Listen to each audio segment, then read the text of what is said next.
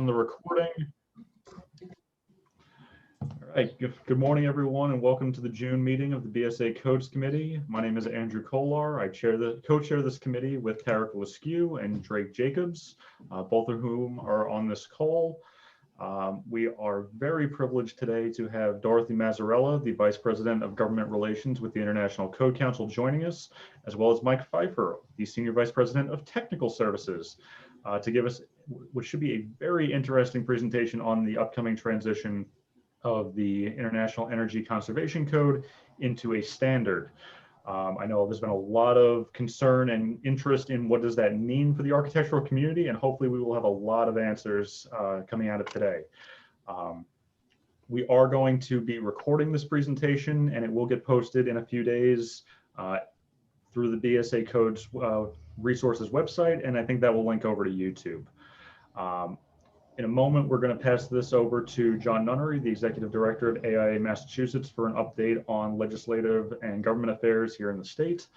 But a few formal record-keeping things before we get started. We're going to try to keep everybody on mute to maintain some order. We're expecting about 60 people or more today. If you have questions, please use the chat feature on Zoom.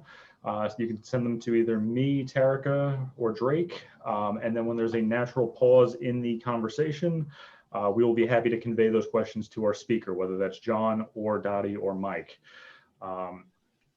We also want to make an informal announcement regarding leadership on this committee. Drake Jacobs has been on this committee for a very long time, and we have been so pleased and thrilled to have his leadership guiding Tarek and I over these last few years. This is officially Drake's last meeting as a co-chair of the committee. As of next month, he will be transitioning over to an emeritus status, just like Vernon Woodward did before him.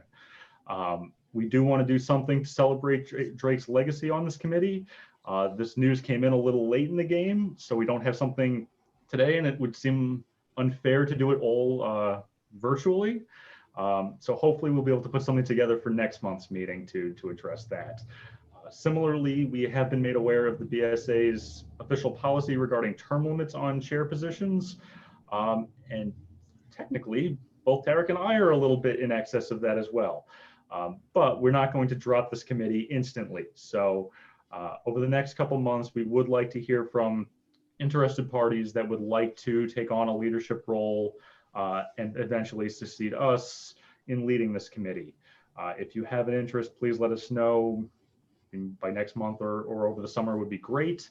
If we could start making this a little more formal come September, October, that would be wonderful. So with that said, I think we will pass this over to John Nunnery to give us an update. Thank you. And Drake, congratulations, I believe are the words that I would use here. And look forward to seeing you in person to give you a cheers.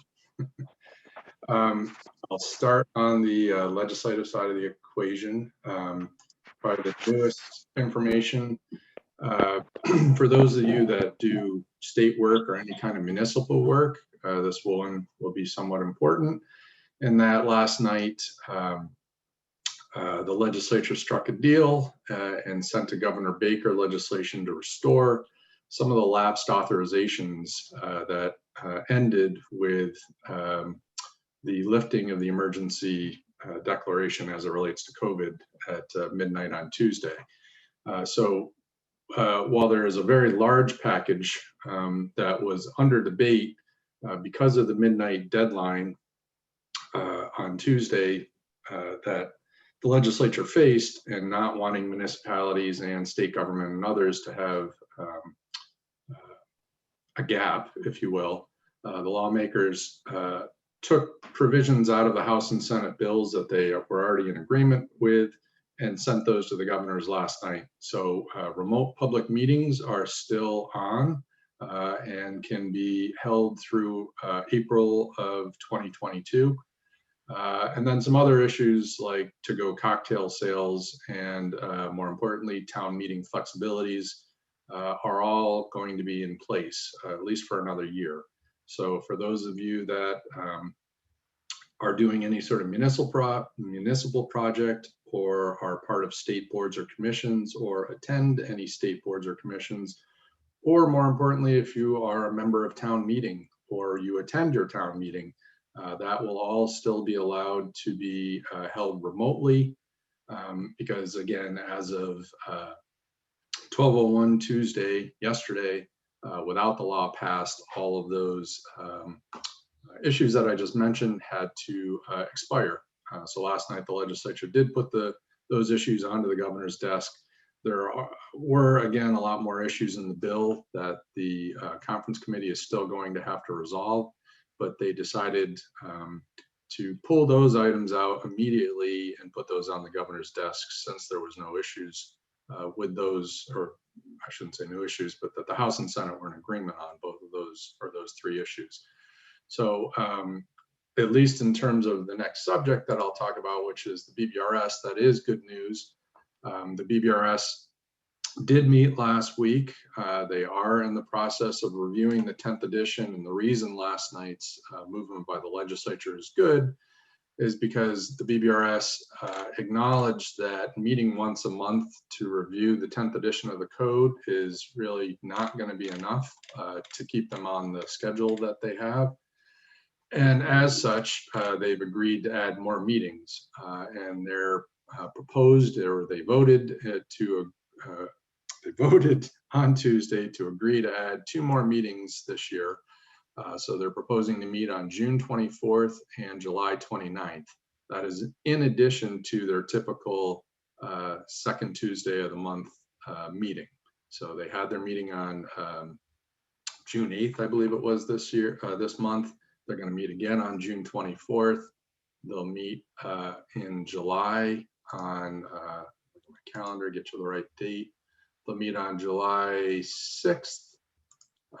July 13th, and then they will meet again on July 29th. At the meeting this past Tuesday, the BBRS had some issues that they brought up, worked through. One was an issue related to the Farm Bureau Federation, related to concerns on indoor agriculture regulations. Without getting into a lot of it had to do with cannabis.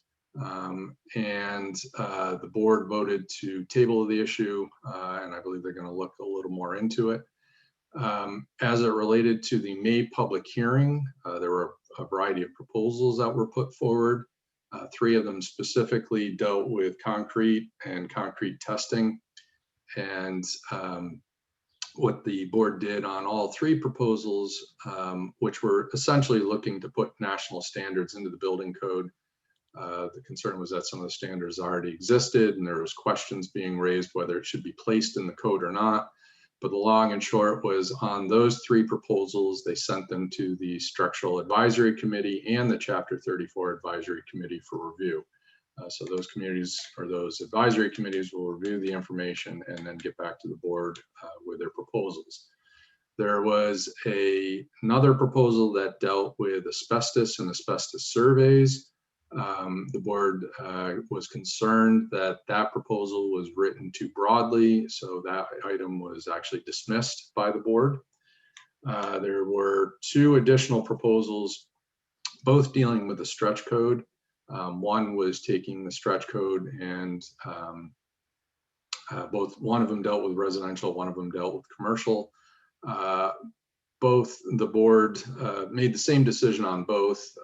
The issue is that currently the stretch code does not apply to additions or alterations, as Section AA refers to existing buildings, chapters, just like the non-stretch communities. The proposal would improve the energy efficiency of commercial buildings undergoing additions or alterations in stretch communities.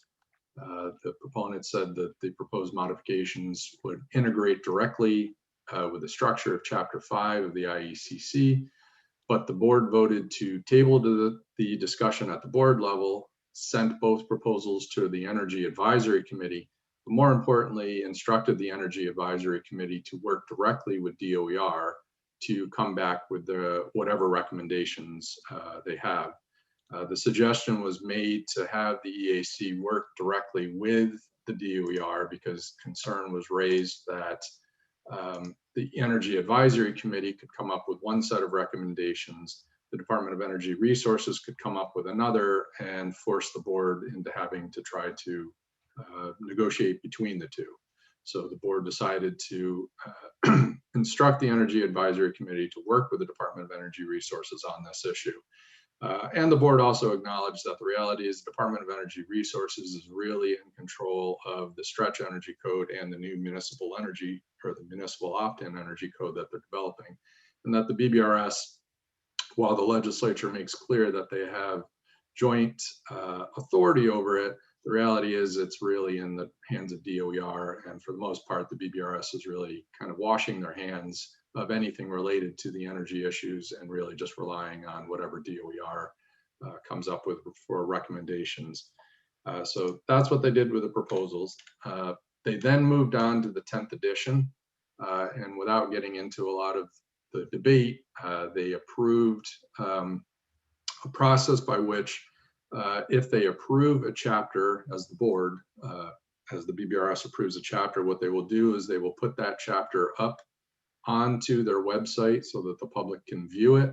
And the purpose of that is so that the public can get itself prepared for the special public hearing that the BBRS will likely have to have for the entire 10th edition. The schedule that the BBRS is working on says that they're not going to wait till the November public hearing to unveil the 10th edition to the public. They'll actually have a public hearing on that. Probably, I don't have the schedule in front of me, but I seem to remember that the schedule says that they would do that public hearing probably in early fall. So that being the case, chapters 15, 20, 23, 24, 25, 26, and 28, I'm sorry, and 26 were all approved. Chapter 28, the board agreed to make the suggested changes that they discussed and represent it at a later date, meaning probably the upcoming June meeting. Chapter 35 got tabled, and chapter 14 was approved as amended by the ICC. Obviously, that's only 9 out of the 50-something chapters, I believe, that there are in the code. So they are in the process of moving forward. I would encourage anybody that has an interest in this to attend those meetings, listen to the meetings. Don't be concerned if you have a question and can't be heard at that meeting, because again, there will be public hearings on these where we will be able to weigh in on the entirety of the code. Again, the board agreed June 24th and July 29th as additional meetings. And the big concern, at least at the last BBRS meeting, was whether the legislature was going to act quick enough to allow the June 24th meeting to actually be a remote meeting. And as of yesterday at 12:01, all state boards and municipal boards were not allowed to hold remote meetings. But as of last night, when the bill was placed on the governor's desk, hopefully the governor will sign the bill today. And again, we'll be back into remote meetings, at least for the next year, or the allowance of remote meetings for the next year. I would say that's probably the biggest stuff at this point. Andrew, did you have something? We got a question from Julie Janiski, and it's one that I very much sympathize with. Has there been any conversation about not putting a deadline on the end of the remote meetings, just because it is a major convenience, especially for public hearing type things, for people that can't always just drop everything to go drive down to Boston or another destination? Sure. Well, what they have done at the very least is they've made them permanent through April of 2022. So the legislature will have to readdress that next year. All right. If you look at the Attorney General's guidance that she issued yesterday, she made it clear that the boards themselves are not, cannot do remote meeting. For quorum purposes, they are required to actually meet in person to actually physically have a quorum. But in her guidance, she made it clear that all boards and commissions, whether they be municipal or state, should work to ensure that remote access is still available for those that want it. So even if come April 2022, they sunset municipal and state boards' ability to do for the board members themselves to meet remotely, I suspect the requirement for those boards to allow for remote access will continue regardless. So may not be the answer you're looking for, but that's the answer that I have for you at this point. Fair enough. That makes sense? Yep.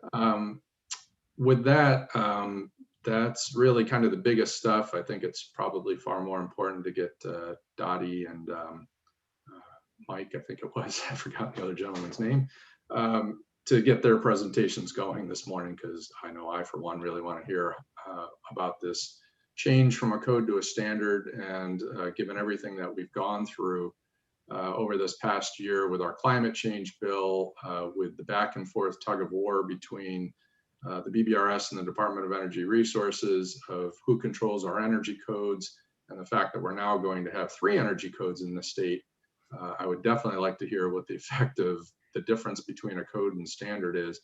And Dottie, one sort of additional item that has nothing to do with the code and standard, but if you could maybe give us a little bit of an update, because it is one of our biggest priorities, is if you could give us any kind of update on your conversations with DPL as it relates to ensuring that the 10th edition is a blended code and not our typical by the IECC or by the I-code documents and then go to the Secretary of State, get the mass amendments, and that being our only option.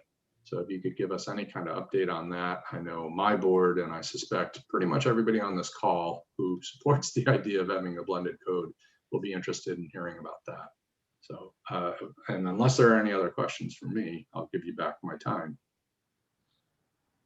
All right, John, not seeing any additional questions. I'm okay with us switching gears and going right into our presentation. Again, for those that came in a little bit late, we'll just recap a few things.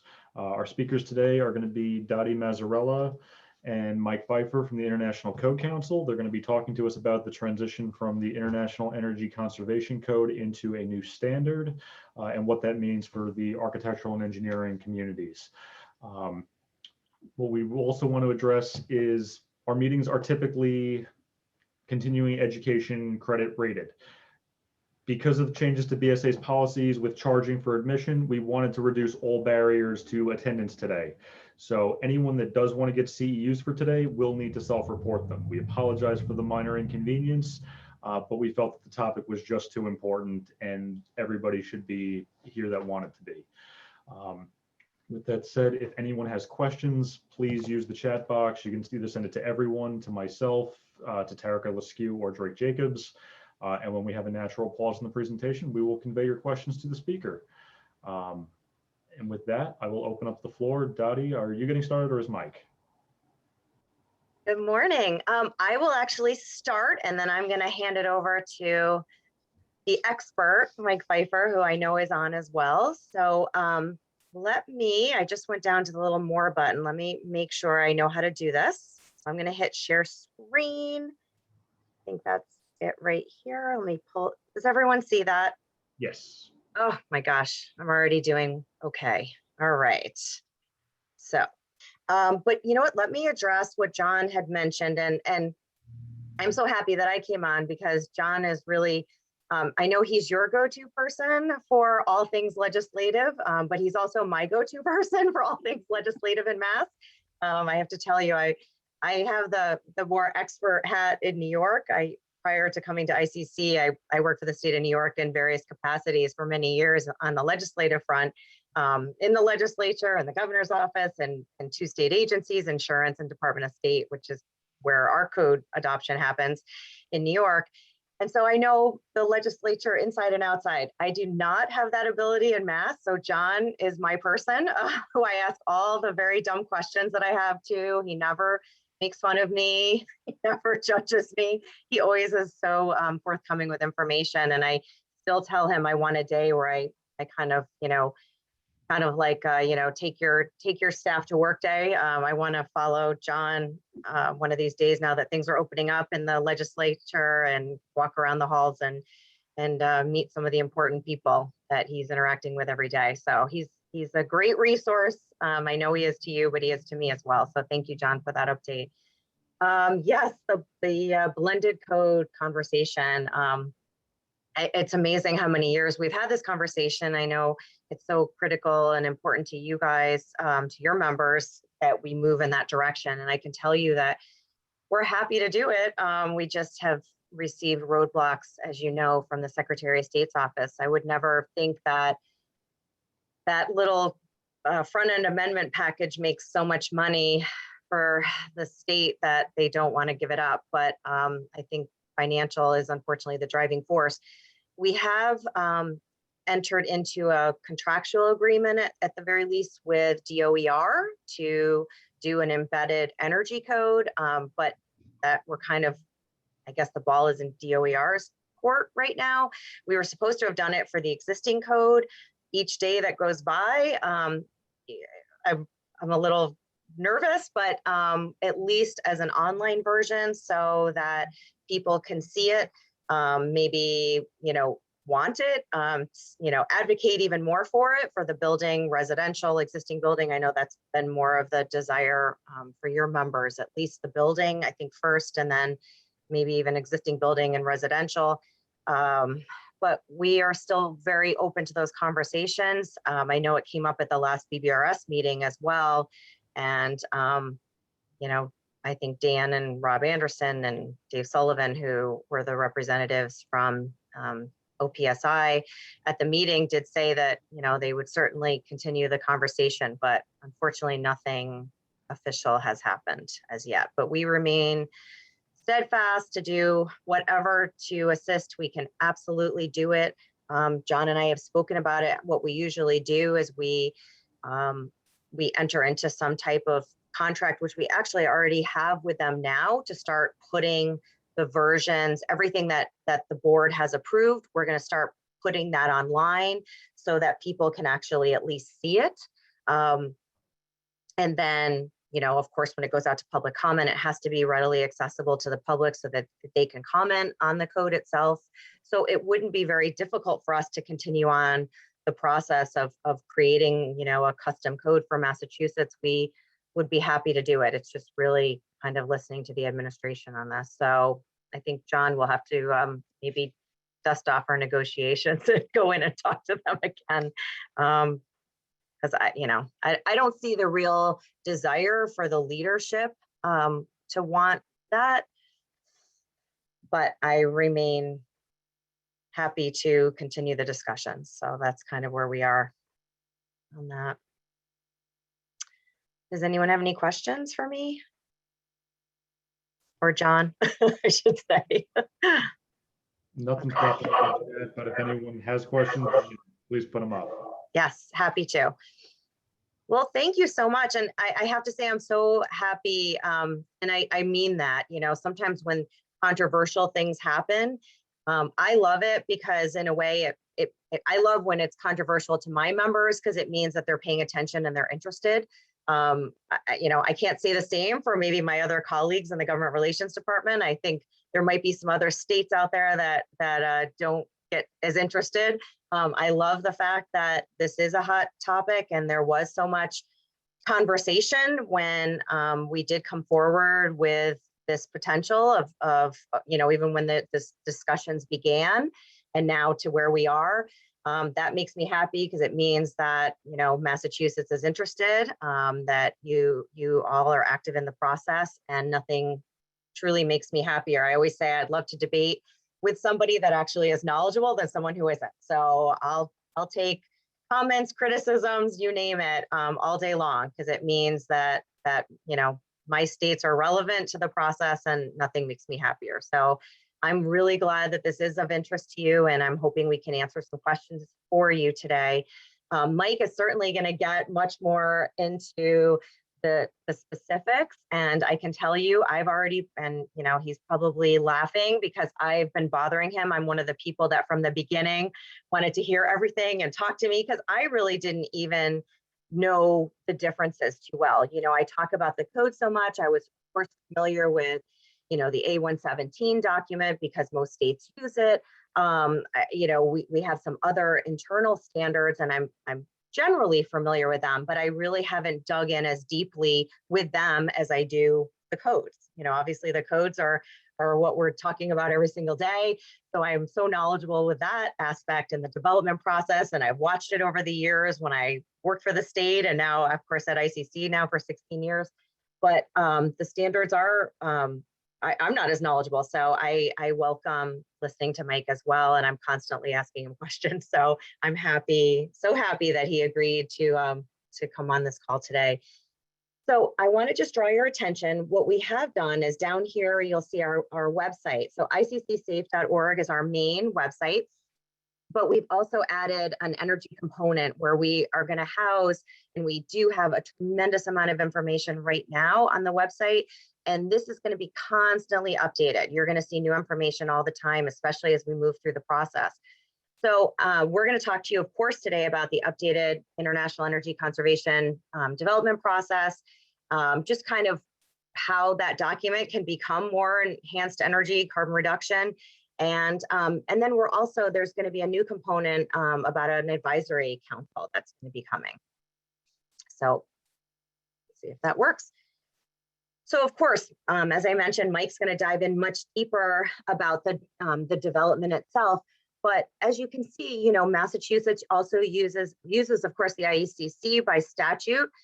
So I think the critical component to me when we first had this was, oh my gosh, please tell me we're not changing the name of the document, because we have the Green Communities Act where the IECC is actually named. Thankfully, that is not the case. It is still going to be the International Energy Conservation Code. Nothing is changing.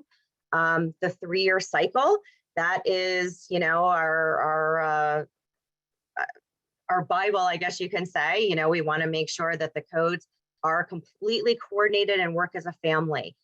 Thankfully, that will never change. So nothing is going to change. It's not like we have to try to get legislation passed again or go to the BBRS and say, oh my gosh, the rest of the codes are coming out in 3 years and the energy code's coming out in another cycle. That's certainly not the case. Massachusetts does traditionally skip a cycle for the other codes. They certainly don't have to. They have the ability to adopt every 3 years. But traditionally, they have been skipping a cycle, just like now they did not adopt the other 18 codes, moving, as John mentioned, to the 2021s. But because of the Green Communities Act, they are basically, they must look at the newest edition of the International Energy Conservation Code, and that being, of course, the 18, which is in effect today. So that is critical. The codes are going to come out every 3 years. They're all going to be coordinated with one another. That is something that was so important to our board and our members and all of our states and jurisdictions. And not that staff necessarily leads anything, but it was important to us too. I can tell you that was something that my department was so, it was such a critical component. So that will, of course, stay the same. On that website I mentioned to you, there's all kinds of talking points, just really the whys, the hows, how is this going to happen? Mike is going to dive in again really deeply, but a lot of this information is out there. So if you do want to point to your members or anybody that has interest in this, they can certainly go to this site and take a look. There's a lot of really great information. And I think, some of the topics that I know are near and dear to Massachusetts, as well as many other states, these are kind of just some of the potential resource topics that the committees are going to be looking at. And there will be 2 committees, one focused on residential and one energy, or on commercial, just like now. And, every one of these topics is something that has pretty much come up at the BBRS meetings. I know I've heard DOER staff. You as an organization, I know your members, it was something so critical to have to obtain zero energy and zero carbon as a resource. I know that that's something that has been discussed. So you can be assured that the committees are going to be really focused on this, and maybe we'll have a little bit more flexibility in getting to that versus the traditional process that we had through the code development process. And there's also going to be an Energy and Carbon Advisory Council. And this is going to be, the committees themselves, for those of you that are active in the committee process, or at least watch the hearings online. And, I have to say, kudos to Mike's department, because we had to really pivot this year and have all of our hearings. You know, we've always had an online component, but not 100% online where, you know, people proposing code changes were doing it virtually, and, you know, debating the issues, hearing the committee debate and watching and people participating. Everything had to be done virtually this year. And, you know, the committees, for those of you that are familiar with that, the committees are your real technical members, the people that really dive deeply. You know, they're the design professionals, or coming on the code enforcement side, or have really specific interest from a disciplines standpoint, dive in deeply with the code language and those proposals. Yet we know that we have another driving force, which is, of course, elected officials, our mayors and county executives, other local government, and, you know, sustainability resilience leaders. We have a lot of, you know, design firms. We have a lot of local governments that have now these sustainability experts or leaders. And we want to make sure that those types of organizations have kind of a seat at the table as well. So we want to make sure that those leaders that are out there advocating for the codes to go further and go more aggressive when it comes to energy efficiency or other efficiency levels, we want to make sure that they also have a seat at the table as well to maybe voice their opinions to the committee. So there will be this advisory council. So information about that has not been appointed as yet, neither has the committee itself. I know it's happening soon, but we wanted to make sure that those people felt that they had an ability to kind of steer the conversation. And then again, there's going to be a lot of updates on the website, you know, all kinds of articles. We're going to make sure that any types of call for, you know, whether it's additional committees or interest from people that maybe aren't necessarily serving on the committee, but they really have some perspective that they want the committee to hear. We're going to make sure that they have that ability. We want to make sure that people genuinely understand the process. You know, we never want people to say that I didn't get involved because I didn't understand how. We want to make sure that there's tutorials and a lot of information out there for our members to get involved. Members, non-members, you name it, anyone to get involved. And for those of you that I know Drake is one, I know John is one, I'm happy to add anyone, but I do a monthly kind of update just because I know we're all inundated with emails and press releases. I try to, our department tries to kind of consolidate that into really the hot button issues. And I do blast those out each month. And so I'm going to make sure to, as new information is added to the website, I'm going to make sure that I'm alerting people that get my little email update that there's information out there. You know, I want to make, I'm very selfish. I advocate really hard for my states. And I like to make sure that you are very educated and you know what's going on so that you can participate. So I will make sure to get as much information out there as possible. You know, happy to come to another meeting or, you know, provide that information to you all because you really are important to the process. And that's really all I have to say. Here is my contact information if anybody would like to get in touch with me. But of course, Andrew and Drake and John, of course, has all my information and can get in touch with me. But it's my great honor to have my colleague on the call with me. Mike Pfeiffer is our Senior Vice President of Technical Services. And that's a huge undertaking. Mike, I think it's you that always says, you know, you can't say International Code Council without code. He is in charge of basically overseeing the codes and standards, as well as the architectural and engineering services departments. And, you know, the codes and standards component is really the department that creates the codes. It's their mission basically is to get those codes out the door to everyone. And they work so hard. They're the secretariats for the committees. You can see them when you watch the hearings. They're the ones sitting there and taking notes. And, you know, they're the ones that have not only so much work leading up to the committee and up to the hearings, and then after the fact, putting together those commentaries, all those books that are near and dear to everyone's heart. So tremendous, impressive staff. I can tell you, many of you know Beth Tubbs, who's appeared before your committee numerous times. She's my go-to technical services person. And she, of course, works for Mike. And then there's the Architectural and Engineering Services Department, and they're the ones responsible, our staff that's responsible for providing all those code interpretations, code opinions.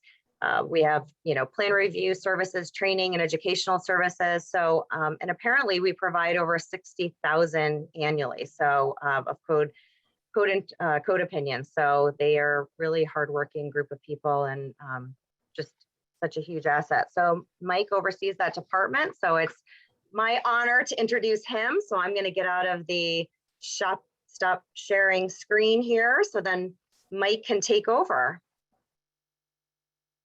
Thank you, Donnie. Good morning. I'm going to attempt to get this thing going up now.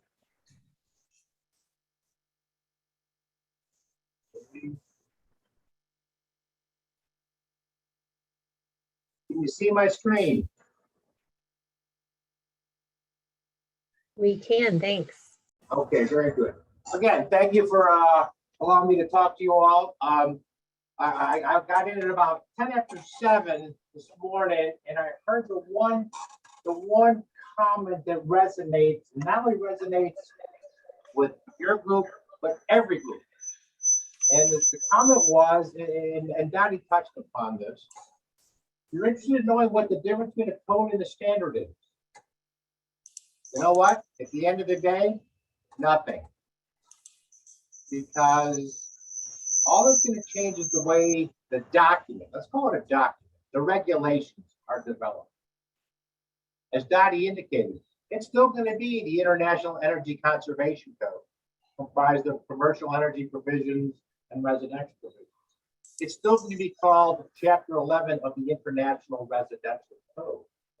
So again, the reality is, and there's been an awful lot of discussion, some pretty productive, some not so productive. For obviously, some people were not in favor of the board making this decision. But at the end of the day, and this is the most important takeaway from this session, and Dottie hit it upon it again, is when it's all said and done, come 2024, we're going to have an International Energy Conservation Code. It's going to be one of the 15 codes of the ICC family of codes. That's very, very important. So no statutes, no policies, no legislation, nothing needs to be changed to implement this new thing. Because for all intents and purposes, it's not a new thing. The new thing is just how the words get into the book. But the book is going to remain the same. So with that, I think it's important to have an understanding of what's the difference between our code development process and a standards development process. So on the screen, what you've got here is, and Dottie made back to the fact that we started Group A 2021 with basically the building codes as well as what we call the PMP code. But here's a snapshot of what happened in 2019, specific to energy conservation. In our code development process, we had a residential committee, we had a commercial committee. In the residential committee, how does the process run? Basically, code changes are submitted. We have what we call our committee action hearing, our CAH, where the committee presides over the discussion and the testimony and considers the code changes. As you can see there, 285 proposals were submitted to the residential energy provision and 274 to the commercial. It takes about 5 days for each of these committees to go through and consider testimony with limitations. Limitations being when you're testifying, you got 2 minutes to speak in favor of a proposal. The opposition has 2 minutes to speak in opposition to the proposal, a minute for rebuttal, and a minute for re-rebuttal. It's not going to be the case in the standard process. That's probably one of the biggest changes is the amount of time and how deliberate the process is. So the first hearing, we spent basically a total of 10 days, 5 consecutive days on residential energy, 5 consecutive days on commercial energy. We get through all those code changes. Then anybody can submit a public comment when they disagree with what the committee did. And then we will have a second hearing called our public comment hearing. At that hearing, it's the governmental members of the International Code Council, the eligible voting members who ultimately get to vote. That's where one of the bigger changes is. In a standards process, it's going to be the committee that decides final code content. In our governmental consensus process, by its very name, final code content is decided by the governmental members. So in this, as you see on the screen, about 1/3 of the respective proposals that were considered at the first hearing went to the second hearing. Again, we spent about 5 days at that hearing. And the members in attendance, the eligible voting members in attendance, had the opportunity to vote on those 201 proposals. And the third step in our governmental consensus process is the online vote. The online vote was implemented for the online governmental consensus vote, called the OGCV. That was implemented back in 2014. 2014 was when we turned the reins over to a thing called CDP Access, the cloud-based platform for receiving proposals, for receiving public comments, and conducting the OGCV. Now, for those people, those eligible voting members who could not vote at the public comment hearing, the OGCV was their opportunity to voice their opinion and vote on proposals that were brought for the membership at the public comment hearing. Final step is the validation process. So that's a snapshot. That's our governmental consensus process. And this is the same regardless of the code. So let's talk about what just happened a couple of weeks ago, or actually a month ago, with the CAH. We had the International Building Code, the fire safety provision. Fire safety provisions went through this exact process, but at the CAH, it was just one committee. It was the fire safety committee. I want to say we had about 190 proposals. Probably took us 4 or 5 days. But then, bottom line is, we just did it virtually. So all of our other codes are going to be maintained on the current governmental consensus process. Significant changes, the IECC, based upon the board's decision in early March, has decided, for many reasons, I'm not going to get into the debate and the discussion as to why. I think I want to spend my time more proactively and more productively talking about what's going to happen going forward. So what's going to happen going forward? The standards process is a committee-based process. ICC is an ANSI accredited SDO. You know, most people think of ICC, and Donnie touched upon this, as a code organization. Predominant we are. I mean, that's been our bread and butter for decades. You know, going all the way back to the legacy codes. But we also have a couple of standards that have an awful lot of traction out there. We've got obviously the accessibility standard, 817. We've got 2 significant structural standards. One in dealing with storm shelters, the other one dealing with residential high winds. I'm just giving you some examples of other documents, regulations that we produce. They are called standards because they're developed in accordance with our ANSI accredited process, and they are then also afforded the opportunity to get the ANS designation as an American National Standard. So what's going to happen? We're going to have, the process is 2 committees, as Donnie indicated, a residential committee and a commercial committee. We're going to have what I anticipate to be countless meetings. We're going to have meetings every 3 weeks, because just envision, if you will, one of the first steps is we put the document out there for comment. So if we get total 285 residential comments, 274 commercial comments, the committee is charged with responding to each of those comments and deliberating on each of those comments. So in that regard, the process is the same, with one key difference. Key difference being, instead of the hearing format, it's a committee format. There are no time limits imposed There's time limits in our hearing process because we've got an agenda. By way of example, committee action hearing, we may have 1,300 proposals to deal with. So we establish time limits so we can complete the agenda. We don't have those constraints in the standards development process. The committee's going to meet. The meetings are going to be open. We'll get into some of the details here in a minute, but it's going to be a deliberative process of discussions, attempting to achieve consensus on issues. One of the biggest things that we have in a standards development process that we don't have in a consensus process is work. You're going to say, wait a minute, sure you do. You got things called code action committees. Code action committees, let's use one that's germane to this discussion, the SEPCAC. The SEPCAC, sure, they develop proposals, they develop public comments for our codes. But that's the extent of their involvement. They meet typically for a period of time, and they're then treated as no different than any other proponent. They're not interacting with the committee. They are presenting to the committee. And there's a big difference between interaction and presentation. Work groups, on the other hand, are basically established by the committee, typically topic driven.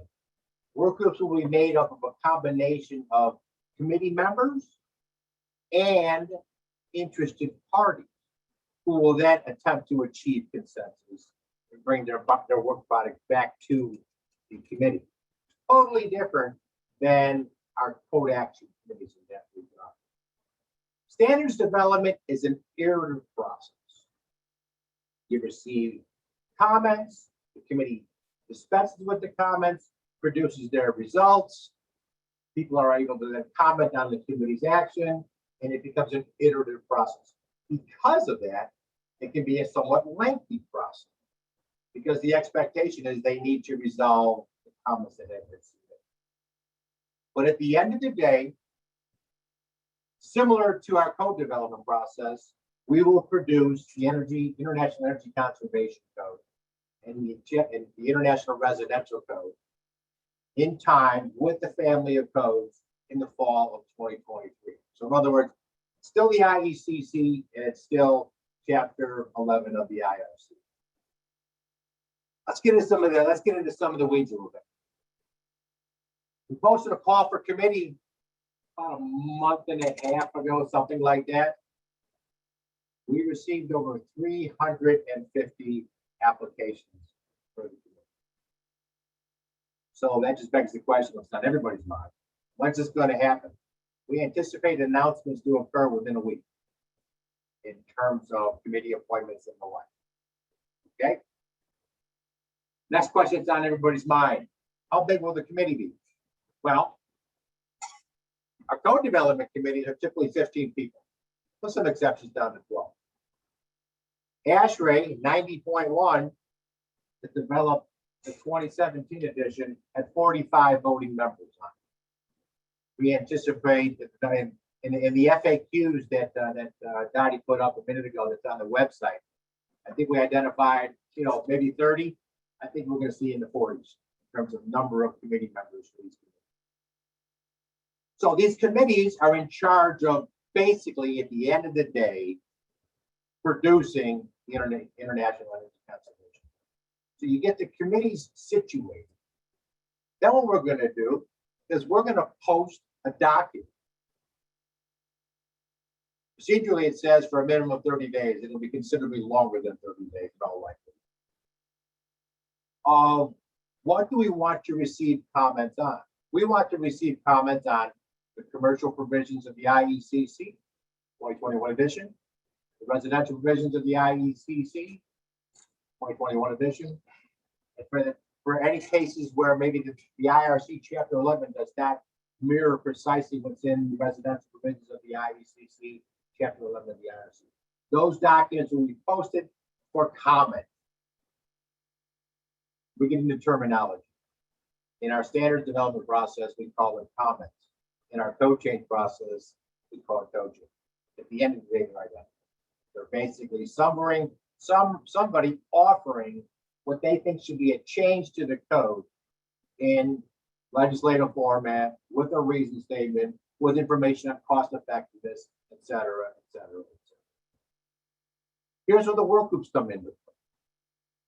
Their charge is established by the committee, and they basically will be reviewing, in all likelihood, some of these proposals, maybe many of the proposals. Maybe they will be charged with the development of proposals by the committee themselves. But at the end of the day, these work groups, which again is an opportunity for not just committee members to participate, but we'll have voting members that are not committee members on the work groups. But they, for all intents and purposes, develop work product and report back to the main committee. Main committee is responsible for final distribution. Everything that occurs in this process will occur under blue skies. Open meetings with the reasons for the committee's action. As with our co-development process, the committee then is responsible for identifying how they dispense with a given comment to allow people to comment back. So we're going to have an iterative process there of going through, hypothetically, as indicated on the previous slide, we may have 300 residential comments, we may have 300 commercial comments. The committee's going to work through all those. Then what the committee is going to do is it's going to take a new document with all the changes incorporated in there and post after comment. This is part of the iterative process. So we then post with another round of comments. And we keep going through that iterative process in order to have the committee consider feedback and comments from the participants.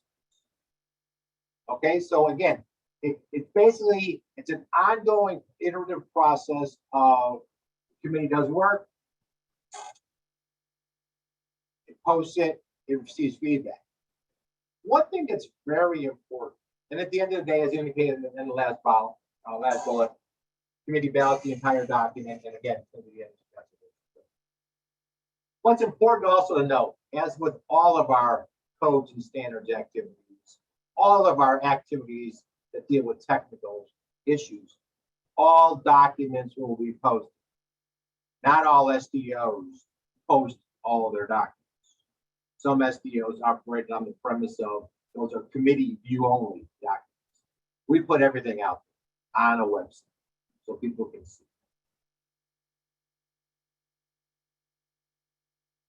Part and parcel to this process for our procedures is the board of directors will develop committee procedures. They may have goals and objectives.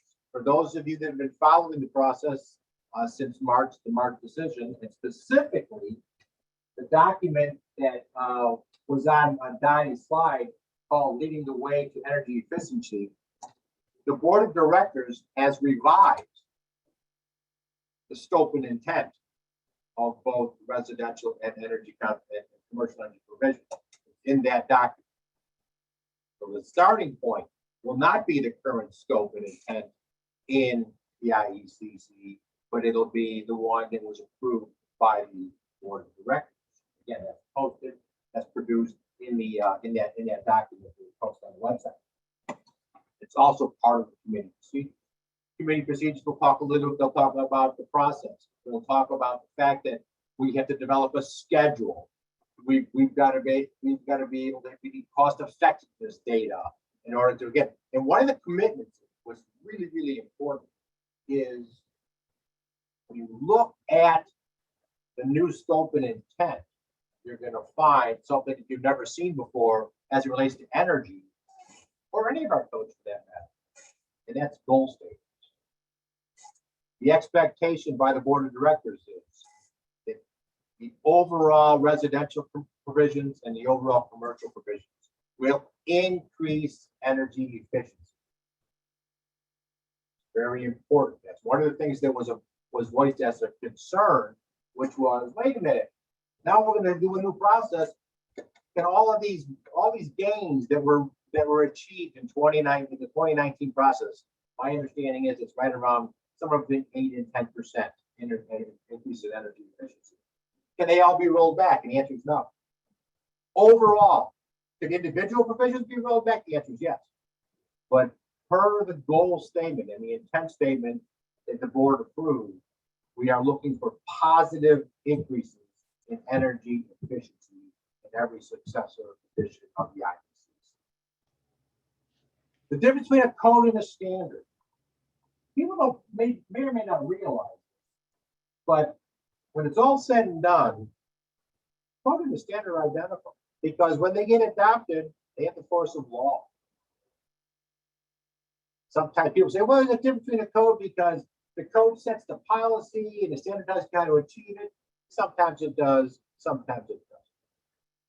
Look at the National Energy Council, look at the National Electrical Code. That's a code. NFPA calls it a code, but it's developed by their standards process. We reference over 1,500 standards, which are part of the international family of 15 codes. So when you adopt the IBC, you get 312, or whatever the number is, ASTM standards that are part of the code itself. So in a snapshot, the process is going to be open, it's going to be deliberative, it's going to be transparent. Everything posted, debated in open meetings, no hearing constraint time limits. I think I beat work groups to death a little bit, but I think it's important that work groups be identified because it talks about participation. Mike, if I may, we have a quick question from John Nunnery. Please do. Yeah, I'm not able to follow the question, so by all means, Andrew, if something comes up, shoot it out. Sure. Can you define what a balanced committee of stakeholders actually means? Who is determining what that balance is? It would be the board of directors who will determine it. If you look at our consensus procedures, there are 9 interest categories. So it's much more than our previous list of categories. We used to have a general, a user, and a producer. We now have 9 in our consensus procedures. The board of directors will determine balance. The one absolute that we have to do in compliance with the Iecc requirement is no dominance. Dominance is defined by no more than 1/3 of a group comprised of committee. The one thing the board has done or will be doing is in response to concerns that the vote is being taken away from the governmental members in our typical process. We will have 1/3 governmental members, and then we will have from there a smattering of, I don't know if we're going to use all 9 categories. I would imagine 7 or 8 of them will be achieved with additional people. So balance by definition of ANSI in our procedures is no dominance by one interest category.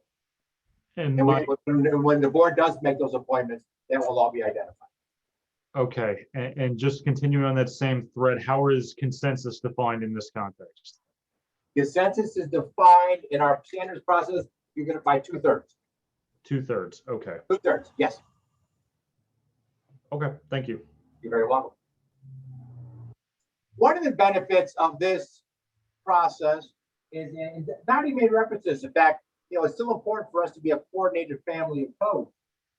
For those of you that have participated in any of our typical code development hearings, again, people are just testifying. They're focusing in on the code change under discussion, and that's it.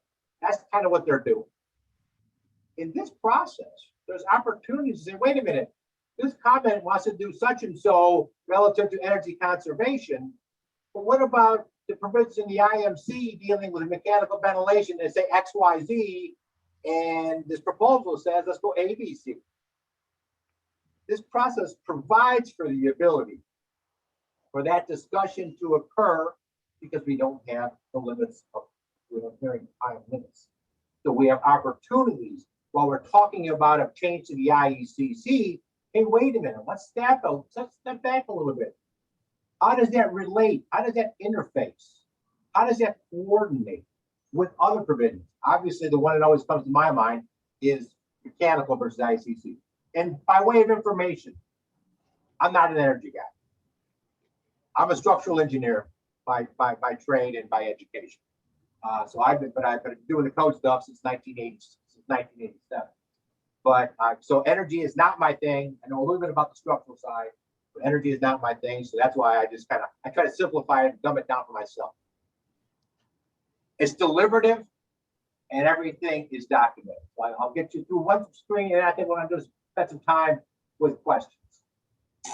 Again, participation. One of the things that was an overriding theme when the board went on this consideration of changing the process, which, you know, it was basically a process that it started right around November of last year, ultimately culminating in the board's decision in March. So it's quite deliberative in terms of getting feedback, and we got a lot of feedback in terms of going in this process. But one of the things was opportunities for the code officials to participate. Because again, why are they concerned about that? Because the code officials in our governmental consensus process play a pivotal role in terms of voting. So we wanted to make sure, to the extent possible in this more deliberative process, opportunities for participation. Anybody can submit a comment. You don't have to attend a hearing or a meeting. The work groups provide opportunities for collaboration and compromise. But I will tell you, and this is something that was identified in the FAQ that's important, and that is, just think about this. The previous slide gave you a snapshot of our code development process.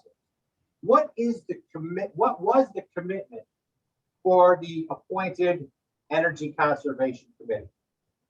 The commitment was as follows: reviewing the proposals, which are typically posted 45 days prior to the hearing, and then presiding at a hearing for 5 days. When those energy provisions from the Residential Energy Committee was done and the Commercial Energy Committee was done, for all intents and purposes, they were done. That committee participation, that committee involvement was done. That was the extent, because then we went into the next steps. In this process, as I indicated, it's going to be a 2-year process of committee meetings, work group meetings, and things of that nature. So it really is going to, the amount of participant effort is directly related to their ability to commit time to the process. Again, it's not just, like I said, the committee meets for 5 days. They start, they have a hard stop, and they're done. This starts on a Monday, and the hard stop is 2 years later, not 5 days later. That's kind of a bigger difference when you talk about, again, that's just the nature of a standards process and a deliberative process. My involvement when it comes to standards is I'm kind of actively involved in 189 from the point of view, because 189 becomes the base document for our International Green Construction Code. So I participated in their monthly meetings. I've gone to the ASHRAE back in the day when we had the in-person meetings, typically in January and typically in June. Now currently replaced like everybody else with virtual meetings. I'm involved in that to an extent, but it's a much more deliberative process.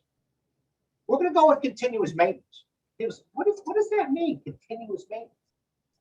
What that means basically is, for all intents and purposes, the committee is charged with getting this 2024 IECC done and published in the fall of 2023 with the rest of the IECC code, with the rest of the ICC code.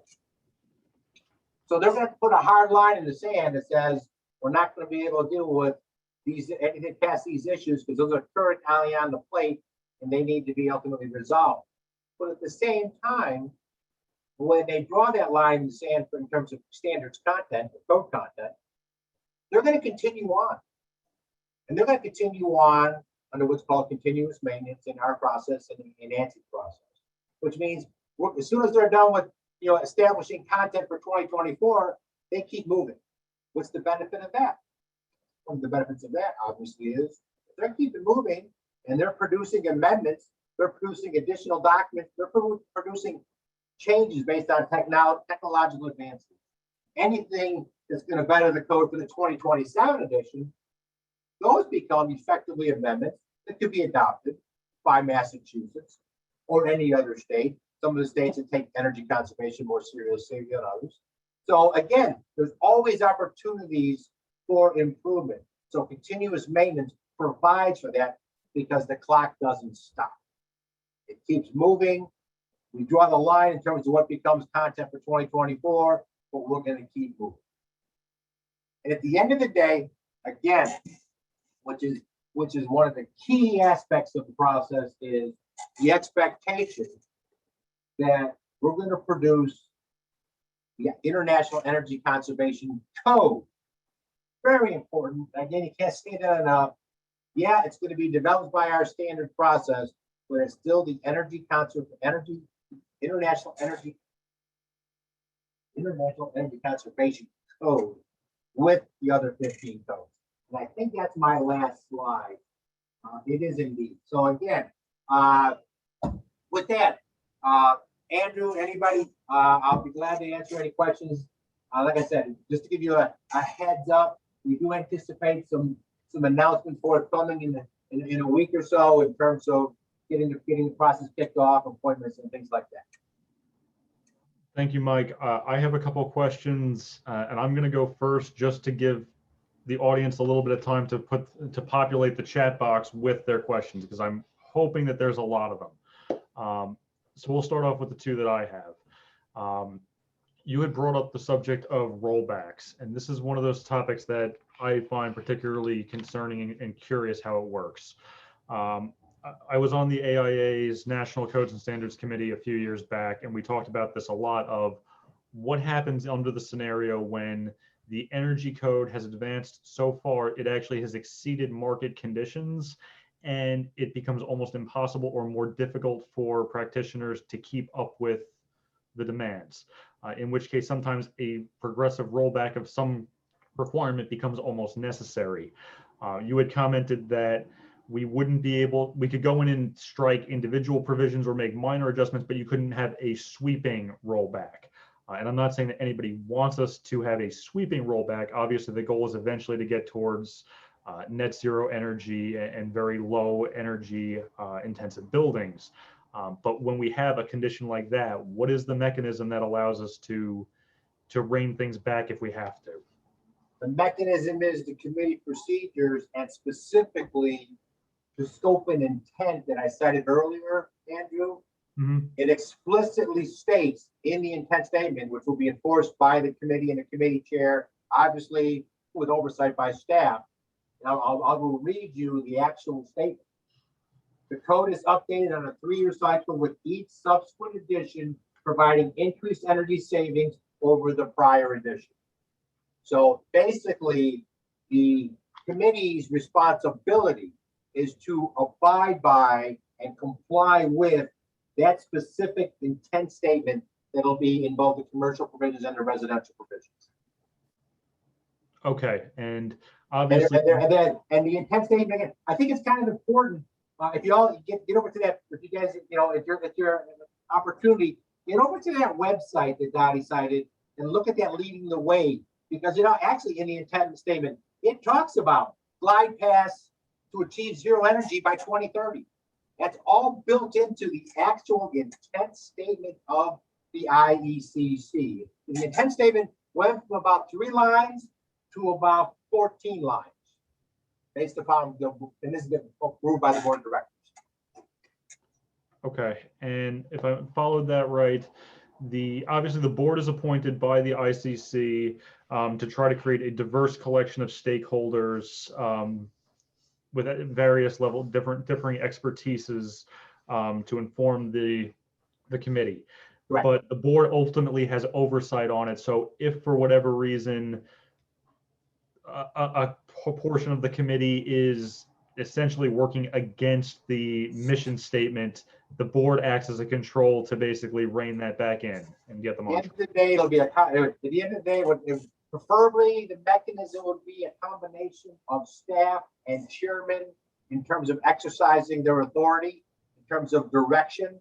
But if push comes to shove, clearly, that's kind of a last resort if the board had to get involved. But clearly, when it's all said and done, it is the board of directors that has established this intent and scope statements. So therefore, it's incumbent upon the committee to comply with the board approved scope and intent. Yes. Okay.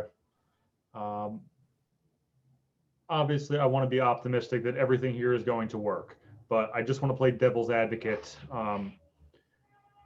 Let's say we go through the standards development process for the IECC for a 2-year period, a 4-year period. This way there's multiple cycles.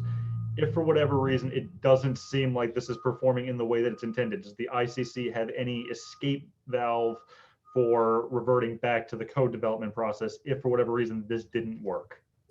There has not, I'm not aware of any, for lack of a better word, plan Bs, but that doesn't mean, again, clearly the board's prerogative as responsible for oversight of the family of codes to make whatever decisions are necessary in order to stick with this framework.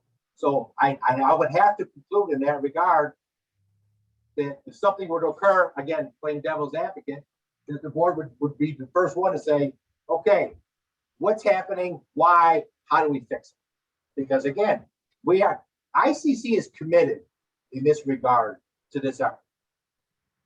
And they're in it for the long term. I think we can all agree the ICC has been very successful in the promulgation and adoption or development of building codes, including the energy code, for now over 20 years. So I don't think anyone's criticizing or faulting that.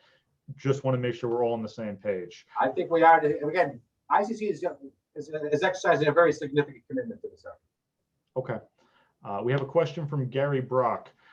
Can you explain the amendment process to the standard? I would think if it is amended, then it is automatically incorporated and subsequently adopted into the code. Oh, no. We still are going to be producing we're going to produce the edition every 3 years. So let's fast forward a little. So we get to the summer of 2023. We've got all the code content done for the 2024 edition. We published the 2024 edition in the fall of 2023. As I indicated, under continuous maintenance, the committees keeps going. They're going to keep going in terms of making changes. But these changes would ultimately be incorporated in the 2027 edition. My point was, it could still be amendments that can be put out to a state or local jurisdiction should the state or local jurisdiction want to adopt them. But the formal process for inclusion will not occur into the 2027 edition. So we're just trying to say that if there's something that comes out that becomes, earth-shattering in terms of development, the committee is in a position to consider it, act on it, and to create an amendment. That amendment has no force. It does not become part of the code retroactively. It will become part of the code proactively in the 2027 edition. But again, it's still an amendment that has gone through our process that anybody can say, hey, wait a minute, this is exactly what we wanted. That's just one of the simple ones. ED. We all know what happened with ED when it came to the appeals process and everything else. So if ED was something that was not in 2024, but they tackled it in 2025 in an amendment, that becomes something that a state or local can adopt, but it does not become part of the I code until the subsequent edition. We only produce on the 3-year cycle. Mike, just piggybacking onto that, and it's not a question from the audience, it's my question. Is it safe to assume that things like errata and IECC commentary documents will still be available even under the new system? Business as usual, still a code, and everything that was will be. Fair enough.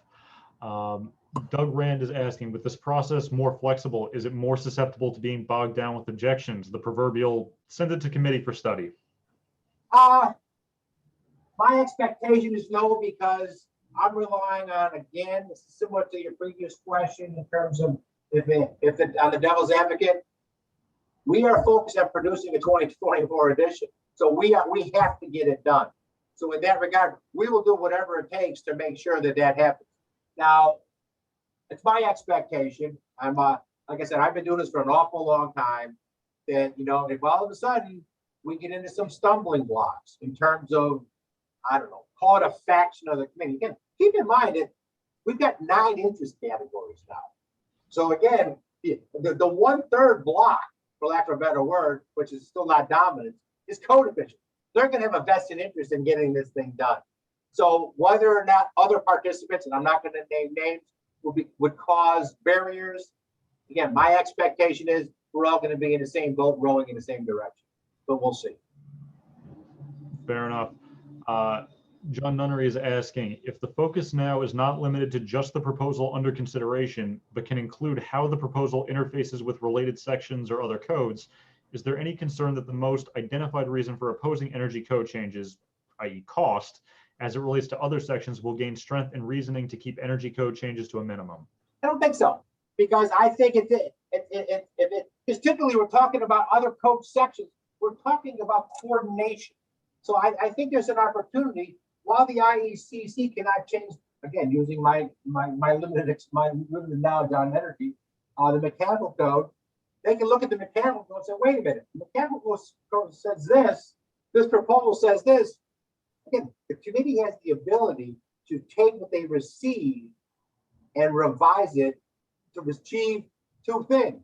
One, the stated intent, which is cost effectiveness, and two, coordination with the mechanical code. So again, I think when you're dealing with the ability to be sitting down at the table and not just hearing testimony coming at you as a committee, I think that's going to go a long way to solve these kinds of issues.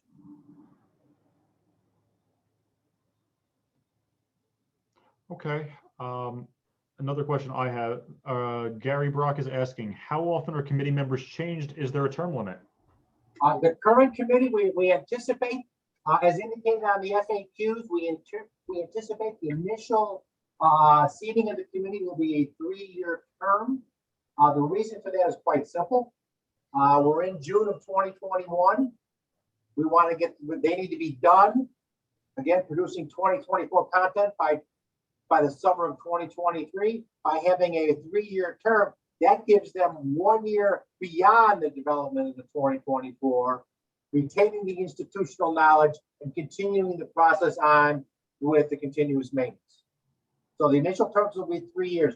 Whether or not subsequent appointments will come up with some kind of a staggered situation, what's very important, this holds true for not only standards committees, but code development committees, is institutional knowledge. Why did we do something last year? Why did we do something? So with the initial appointments, the anticipation is for a 3-year term. Okay, because I was just going to say the first cycle makes sense to keep the institutional knowledge that gives you the extra year buffer. But if the second one is on 3 years as well, they're going to finish up that first cycle and then finish up the next one. Again, we've got the ability to make the assessments going forward, but our focus really is getting off on the right track with the 2024 edition, and at the same time continuing on with continuous maintenance. That's kind of been our focus for now. But clearly, again, this could be an evolving situation. Fair enough. I'm personally curious.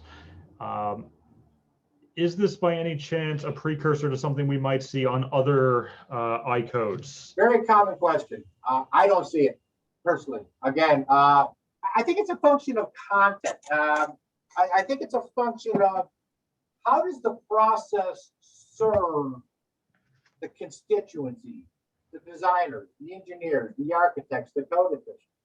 And we saw, right or wrong, concerns voiced with energy due to the complexities of energy conservation. Are there other codes that have those complexities? You know, I look at again, as a structural engineer, I look at Iecc 7. You know, that's done by a standards process. But I'm not aware of any plans to all of a sudden become a standards development powerhouse and moving all of our codes into that platform. I don't see that happening.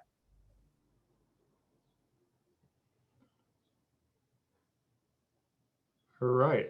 I don't have additional questions, but I know it is still a little early, so I don't want to cut everybody off.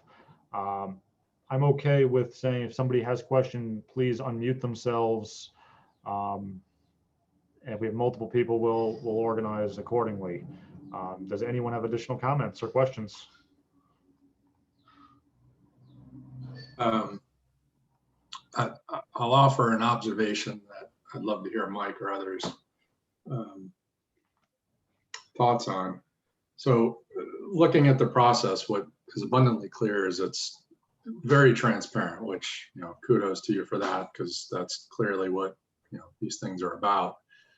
But my concern, I suppose, is that with sort of this kind of 2-year endlessly iterative process, my concern is that at the end of the 2 years, when you're required to sort of make a decision because the time has run out, that doesn't necessarily mean we have the best code provision. It just sort of means that's where we're at that point in time, because you have to publish a code.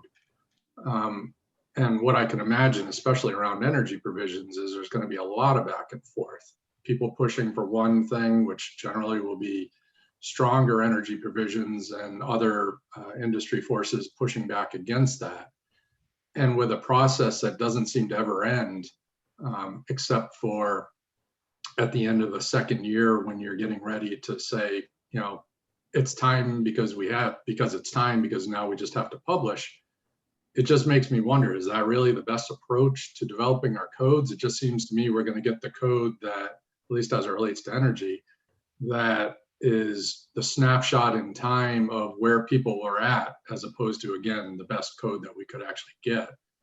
Is that a concern at all? Am I sort of overstating am I making it too simple? I'd just be curious to hear your thoughts on that, Mike. Is it a concern? I wouldn't call it a concern. Is it a reality? I think the answer is yes. But I would also anticipate that since you're dealing with a committee process, there's the ability of the committee to prioritize in line with the scope and intent established by the board of directors. And the other thing you want to keep in mind, this is no different than 90.1. They do the same thing. They've got a cutoff to produce the next edition again. So, but again, I think, in my opinion, could it happen? Like, oh, we didn't get to that. Yes, I think that could happen. I gotta be a realistic person.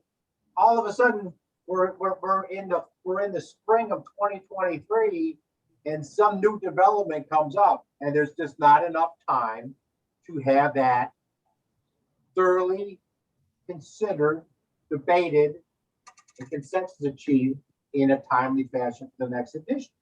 But again, that's where I think, in my view, editions are arbitrary in that regard. We produce it every 3 years. There's always something there's always a better mousetrap that comes out. We've seen it in the building code a lot, which is kind of where I'm coming from. So you're always going to have something out there that may be better. But the fact that we've got this continual maintenance is a bit of a backstop, just a bit of a backstop, because it allows those authorities, those AHJs, who have the flexibility to adopt a 2024 and then see what's coming down the pike and adopt that as well. So I call that somewhat of a backstop. I don't think that's going to solve your entire concern, because at the end of the day, again, yes, we are going to be on a schedule and we are committed to that schedule. But by having the ability to prioritize initially and at the same time focusing on continuous maintenance, the going forward aspects, I think we somewhat mitigated. Is it 100% mitigation? The answer is no. Of course it's not, because at the end of the day, we just produced a 2024 edition.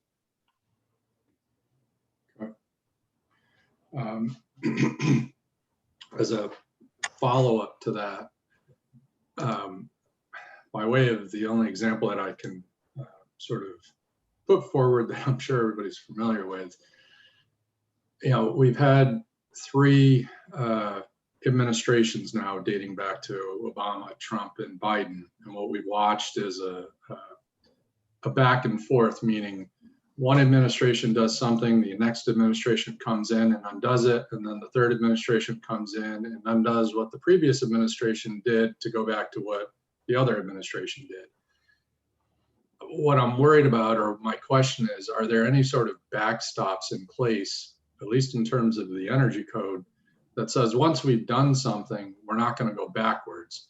Meaning, if we've decided on X energy provision, in the next edition, is there a backstop to ensure that we're not going backwards, that either it doesn't get repealed or it doesn't get watered down, or more importantly, if it does, that in a follow-up edition, that we don't go back to the original standard, meaning we started with a standard, then we watered it down, and then 3 years later, we went back to the original standard.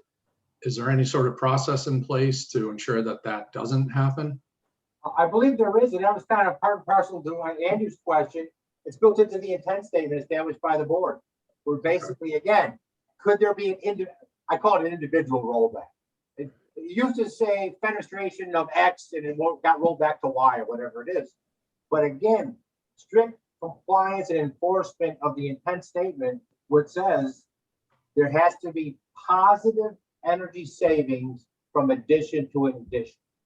So I view that as the backstop in that regard. Okay.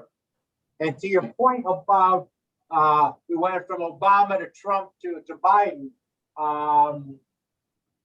again, ICC and me specifically for the last 30 years, we've seen a lot of changes in administration. But when the ICC decides to do something, especially as significant as the effort that the ICC is putting through on energy, I anticipate that regardless of the administration, ICC is going to stick to their guns, and we're going to follow this through its inevitable conclusion. To be clear, I wasn't actually referring to the administration and any sort of constraints they might put on you. I was just using it as an example. Oh yeah, there's plenty of focuses. We've seen stuff that one does, and we've seen currently with the new administration how, let's face it, at the end of the day, climate change and energy is a big ticket item for the current administration, and we also saw what happened in the previous administration. Right. Again, we're going based upon the board's directive, which again, in my view, hopefully sets all that aside, says, here's our goal, 2030 goal, 2050, et cetera. Okay. Thank you. Expanding on that, could you briefly touch on how net zero energy fits into this process and expectations for getting there? Because obviously that is not a short-term. Here's what I'm getting to get a little over my skis, but I'll give you the attention on the process, Pete. We do in the intent statement do talk about glide paths to net zero energy. So, and that's where I think that where Dottie mentioned the Energy and Carbon Council, which was going to feed into this.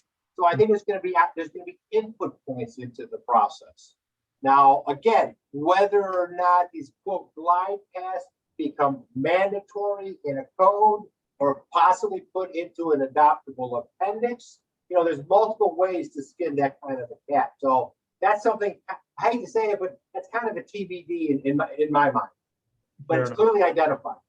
And I'm assuming it's safe to say that existing buildings will be treated respectively within the residential and commercial groups. Yeah, there's no change to that scope. So you still got the respective chapters in the IECC dealing with existing buildings. You bet. Okay.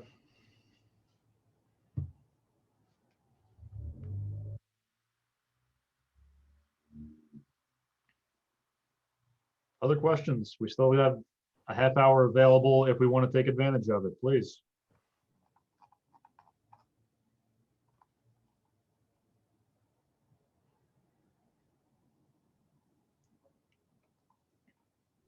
I think Walter Adams maybe has something to say, but he's on mute.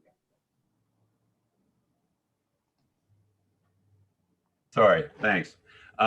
I was interested about this seminar because it sounded hopeful to me that the energy code was going to be, the development process was going to be based on the process for standards rather than codes. And I was hopeful that that might mean that the energy code was going to become a standard rather than a code. In other words, a how to do rather than a what to do. And that clearly isn't the case, that as you made clear, the ICC intends for there still to be the International Energy Conservation Code.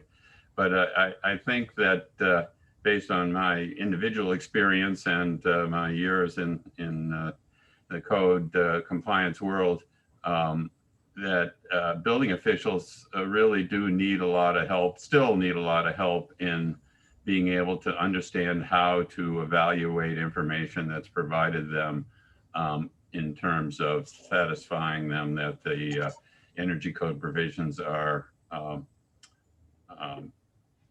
complied with. And I wonder if it wouldn't make more sense for the energy code to be something more like NFPA or some of the ANSI standards as a how to comply guidebook, as opposed to these are the standards that we are mandating in the code. Good question. In that regard, again, going back to the intent statement, it explicitly states there's two ways to achieve compliance. And I think what you're speaking to is the issue what we call in the code business prescriptive requirements. The cookbook, the IRC cookbook. And the intent statement does talk about a combination of prescriptive and performance-based provisions. So there are those opportunities. But at the same time, I think you want to keep in mind that one of the goals of the ICC, and this has been made public in terms of where ICC is, we are looking to achieve higher adoption of the more current edition of the IECC because it facilitates energy. But your point is well taken that a lot of code officials and people out there on the front lines go, man, this thing is too complex.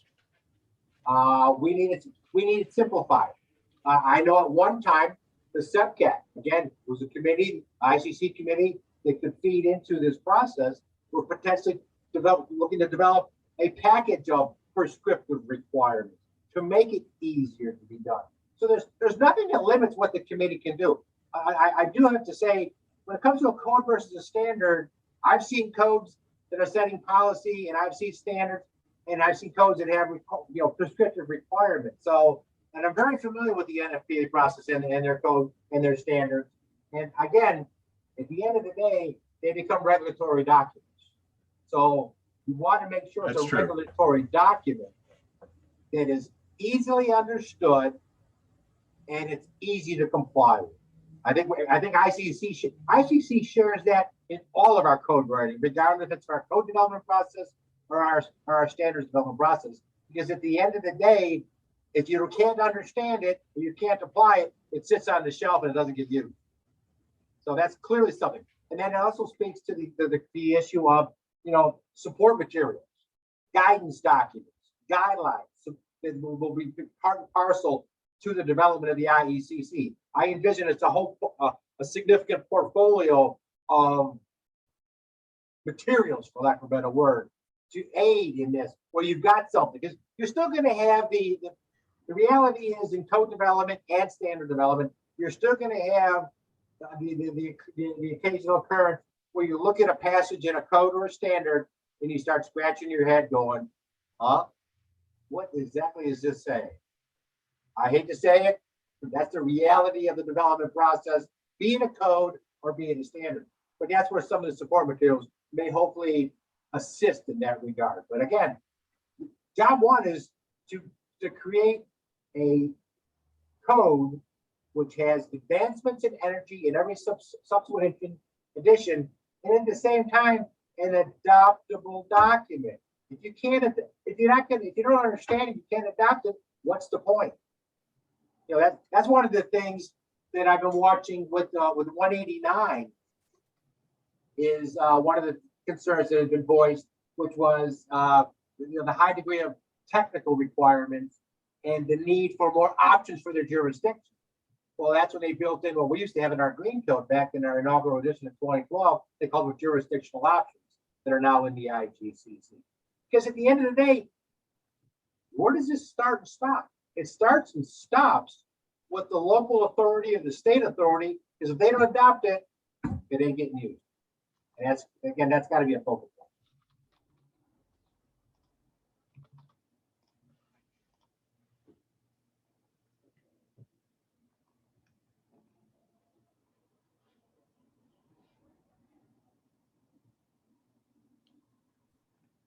All right, I will make one last call. If anyone has additional questions, please, now is the time.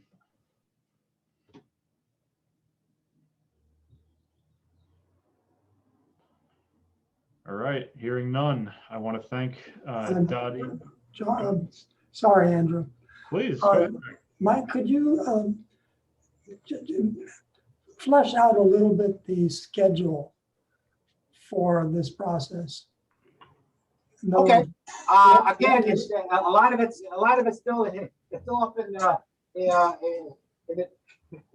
the development stage, but we're looking that hopefully we want to be able to open the process up so we receive what we call our comments sometime in July. Again, procedurally, it requires it to be open for 30 days. I think if we open it up for 30 days, I would get, my email would be flooded with beeps about that. So we're probably gonna go and we're gonna go, probably maybe 90 days or something like that, leaving it open for comment maybe 3 months. In terms of being able to comment. During that same time, the committees will be meeting, potentially establishing work groups, creating work groups. Then it's going to be basically, they receive the comments. The committee may be generating proposals on their own. But I really believe, as I indicated, it's going to be an intense 2 years of a lot of meetings. We're going to be talking about, as a minimum, an absolute minimum, we're going to have monthly meetings of each committee. And these committee, a typical committee meeting going from 2 to 4 hours. I anticipate personally that that's not going to be enough. We're going to need more than that. But at the same time, we're going to have these committee meetings, which is where ultimately decisions are being made. We're going to have these work groups that are going to be working via virtual conference calls to develop work product as remanded to them from the committee and report back to the committee. So I can envision in any given month, I can envision, 5 or 6 different meetings going on between work groups and committee meetings. So, and I think that's gonna be going nonstop from start to finish. Just to give you an idea of what's going on in our codes and standards department relative to meetings, in light of obviously what happened last year and a little bit what's going on right now with the pandemic. We had some 800 hours of committee-related meetings, be it standards, tax, etc. I think this IECC process is going to take a page right out of that book, and it's going to be an intensive virtual meeting structure. We want to be able to schedule it with a much advanced warning and what's going to be on the agenda so people can set it aside and fit it into their time frame. But I think it's going to be time intensive. But it's going to be basically ongoing meetings. If there's going to be an opportunity for an in-person meeting as things settle down with the pandemic, possibly later in the year, that may occur as well. But clearly the kickoff is going to be, no differently than we see with 90.1, 189 is a series of, all the work groups will be working their magic, and committee members as well. The committees themselves will be working as well. I can't give you a definitive schedule because we're kind of still in a state of flux right now. Thank you, Mike. One other question. As Dottie alluded, Massachusetts is a hotbed of interested folks when it comes to the energy code. And now that it's coming under the jurisdiction of our Department of Energy Resources, do you see the states getting more active in this particular standard than maybe previously? Do you have any insight into that? I think you're always going to have a group of states that are always going to be active in energy conservation. Obviously, at the forefront has always been Massachusetts. I think you're going to see the likes of Colorado, Washington State, Oregon. I think you're going to see them. Will the fact that we're going into this process change people's mindset? I think it has the possibility because of the more deliberative process that they think again, I think the ICC commitment alone, I think may cause people to say, you know what, ICC is serious about this. We want to get involved. So in answer to your question, I'm going to go out on a limb and I'm going to say yes. Because this is the first time you've seen this level of commitment by ICC in terms of expectation. We've never done that. Thank you, Mike.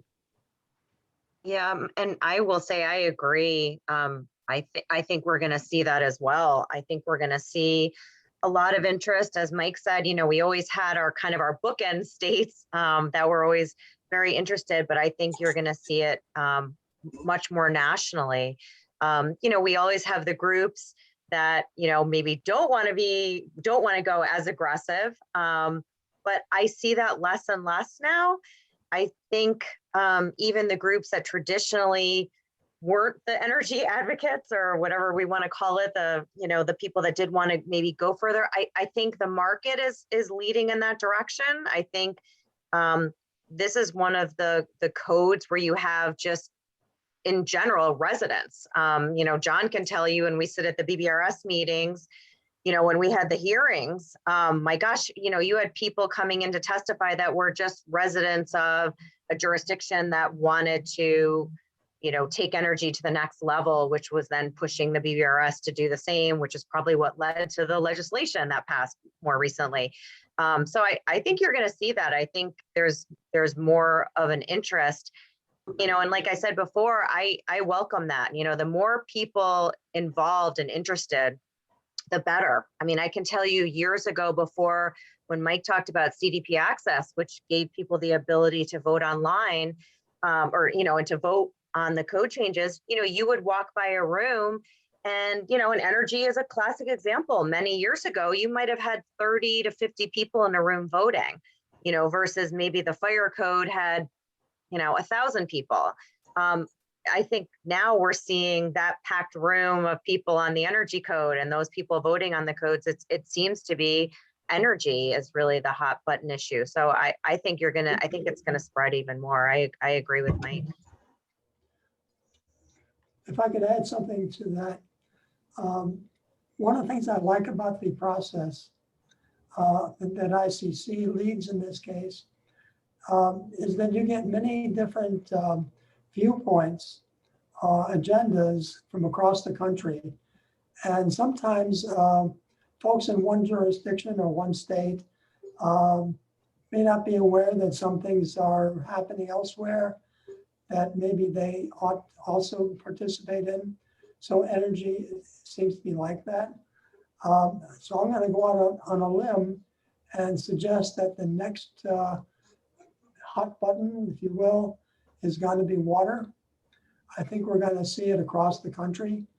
I think we're going to be looking at, and I'm not sure how this will get into building codes per se, but I think in terms of standards and so forth, the drought that's going on throughout the western states is reaching crisis stage.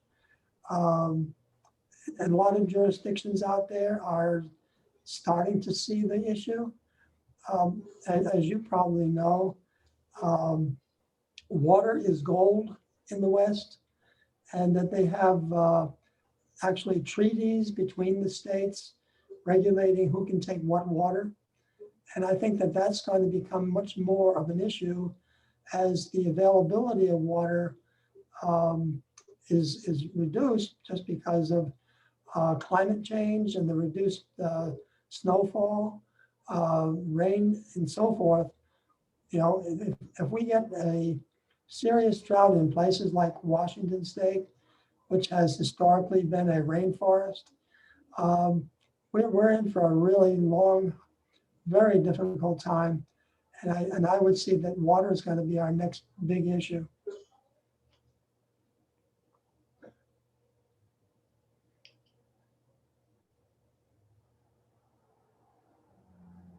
Yeah, I agree. We're definitely seeing in a lot of states legislation popping up in that regard. And I'm sure Mike can talk about, but you know, we've certainly seen a lot more aggressive aspects to that exact issue you brought up, Drake, in the plumbing code for sure. I wish Massachusetts would adopt the International Plumbing Code, but that's another battle. We're trying. That's a wonderful transition over to a question that's come up a number of times. John, any idea where we are with the plumbing board in picking a model code? No, they're in no rush. Yeah, we did the presentation. Our organization, our CEO came, my boss, our senior vice president of government relations, I was there. We all presented, our technical staff. And IAPMO, our competitor, was there as well. And it was as if it never happened. There was never a conversation. There was never a board meeting that it was ever discussed. But they really desire to maintain their own code. Patty, I sympathize. I'm not sure if you ever saw it, but this committee actually penned a letter comparing the two codes, acknowledging what we like and dislike on either. And ultimately, myself and my co-chairs and our one emeritus co-chair all signed on saying that we think the IPC would have been the right choice. Yeah, I know. Andy, have you shared that with Dottie? I would love that. If you would, thank you. And you know, I'll send it, sure. thank you. And you know, I think, and just like what I've talked about and what Mike has talked about as well, you know, probably the most important aspects of the codes of the international codes is they work as a family, you know, and you know, take out the provisions, take out every provision, you know, of course, state jurisdiction, depending on their adoption levels, you know, can modify the codes to suit their needs as they wish. We don't get involved. You know, I will certainly, when I testify at a hearing, I would certainly recommend that the jurisdiction not make a code less restrictive, because we'd like to say that this is the minimum standard. It's been vetted through our transparent process. You know, we would recommend that, you know, if you certainly want to go more restrictive, so be it. But, you know, the fact that the codes work as a family, you know, from an enforcement perspective, you have your enforcement officials being able to find things easier. Oh, okay, there's the provision in the building code, and yes, oh, it leads me to the same provision in the mechanical code, or in you know, in the fire code, or what have you. That's the fact that Massachusetts is using, you know, the building code, the residential code, the existing building code, the mechanical code, the swimming pool and spa code, and of course the energy code. It just makes sense to, and even aspects of the fire code, provisions of the fire code, it just makes sense to you know, continue on with that family. But you know, there is a very strong lobby to keep it, and probably I would say 90% of the board really wants to keep it that way. So it's tough. I've had conversations, I will tell you, with the commissioner, with the undersecretary. You know, they really yield to the board. It's interesting. Well, this is ultimately a political process, as John will underline. And I think the only thing that can really move the dial on that is executive action from the governor's office, and how willing they are to, I mean, we've got an executive order that says that all of the boards have to adopt the national code or standard. And we've got a couple of recalcitrant ones. And those boards need to be given a little more of a nudge. And I don't know how we can ask the governor to do more, but I think that's really the only source of remedying the foot dragging that we see. We have another question from the audience. It's a little tangential, but it's still valuable. This is from Francisca Amacher. I hope I'm saying your name correctly. It's not directly related, but important. How can we get more incentives for making buildings more energy efficient for the existing buildings? Over 90% of buildings are existing and will not be improved if people cannot afford the energy efficiency improvements.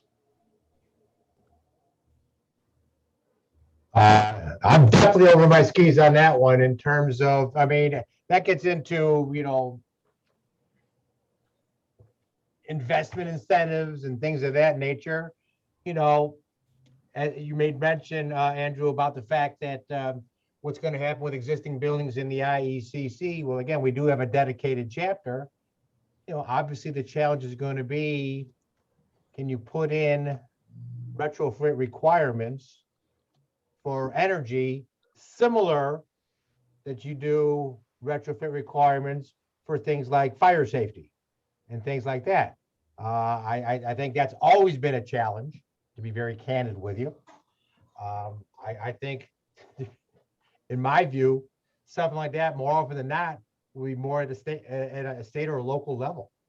I think that's kind of where that would happen, because, putting it into the model, I think it's, when you start talking about somebody having to dig into their pocket to make changes, and then, the question is, do you put something like that in and then have a state who's not interested in it amend it out?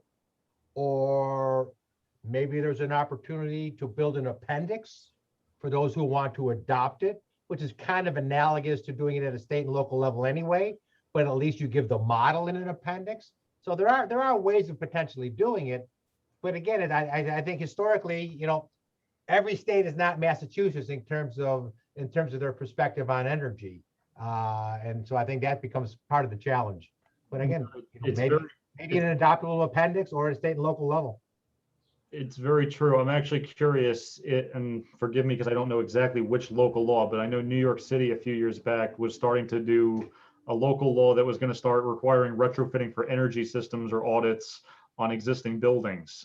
Not too different than what California did with seismic retrofits decades ago. Do you have a sense of how successful that's been getting off the ground in New York? Yeah, in fact, there's there just was a recent bulletin, so it's pretty accessible on Department of Buildings website. But yeah, they have started that. They're enforcing it, and I think New York City, it's a little bit easier because you have probably 90% of the buildings are more of the commercial level, even your high-rise residential or high-rise.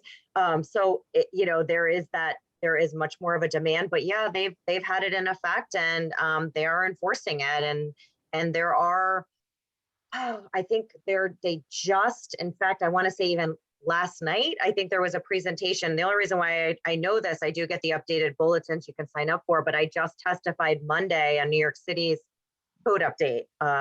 And there, I believe that evening, so I think it was Monday evening, there was even a program that the Department of Buildings gave about that issue, just kind of saying, okay, the timeline has started, everybody needs to be proceeding forward, and they will be,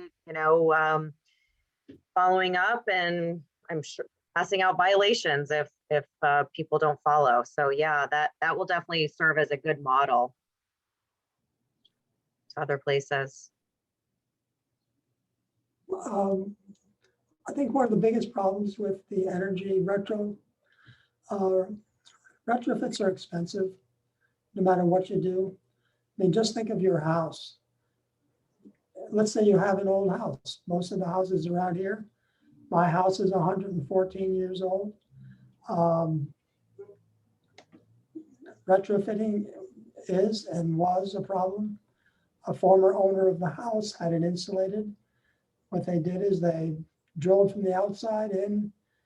They did blow-in insulation. This was in the 50s, which is astounding to me. That was one of the reasons I bought the place. I replaced every window. You can imagine what that cost. So these are not small changes. And I think that what Mike suggested is probably the key, and this is going to end up falling not to the codes, but to the states and to local jurisdictions, is just to put in financial incentives of one kind or another. Now we have Mass Save here, and that's very helpful, but there's only so much that they can do. And so the next level up, I don't know, John, if you have any insights into the legislators who might be interested in that kind of thing, but I think that's really the only real source of getting updated in the energy area. Yeah, I mean, in my mind, there's sort of two approaches here, two questions, and Mike is right. It is really a state and local issue. It's not really an ICC issue. I mean, the reality is what we're talking about is Chapter 34, which is a wholly grown Massachusetts chapter. Massachusetts has literally some of the oldest building stock in the country, just by virtue of the fact of where we are and the way this country was founded. what you're getting into are issues of historic preservation, historic tax credits, historic designations, or designations under the level of being historic, and whether they will be funded appropriately or not. That absolutely is a legislative issue. I can say in the legislature right now, I don't think that's a conversation that's occurring. I don't think anybody is thinking about how do we make our existing building stock more energy efficient. I think the conversation in the legislature right now has been about how do we build more stock. I think the concern is that right now, as bad as our building stock may be, the reality is the larger problem is we don't have enough housing, period. So until we solve that problem, retrofitting our existing stock will take sort of a second fiddle, second seat. John, I agree with you. I think the priority is it'll always be the priority. You have to have enough housing stock. I think the biggest problem with a lot of the older houses that as you alluded, is the cost. But there's the technical difficulties for a lot of them, especially the masonry buildings. Having attended numerous sessions with SGH and their wonderful analyses of older buildings that they've retrofitted for insulation and so on, it's a major, major technical problem. And I don't think you can throw enough money at it. Some of these buildings, especially the historic buildings, all you can do is stand by and enjoy them because they will never get updated. It's prohibitive technically and financially. Drake, I want to bring up this one last question from Terry Svartzel. Since we are at the top of the hour, I think it will be our last question for today. And it's right on the same subject that you and John are discussing. How can these energy codes, as well as other codes, be squared with local historic commissions and codes? For instance, a historic commission often does not allow insulated windows. I will throw my board president under the bus because he does have a lot of knowledge about historic preservation, far more than I have. So I know Russ Feldman is on the call. He may have some thoughts or comments here because I know he does a lot of work in historic, or as it relates to historic work. I can see his picture. He may not be at the phone, but I will offer him as a potential resource. Yes, I have been listening in, and all of this is a very good question. I think it's actually of the essence in relating to existing housing stock on multiple levels, relating to the very specific point about historic structures.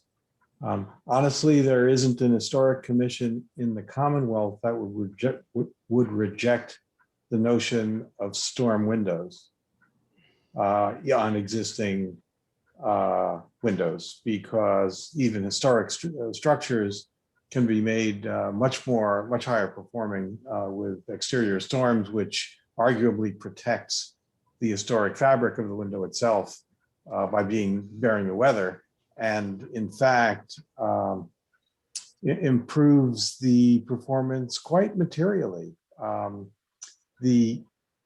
One of the things that historic commissions are instructed to approve, in a sense, by the National Trust and other secretary standards, federal secretary standards, is anything that can be reversed.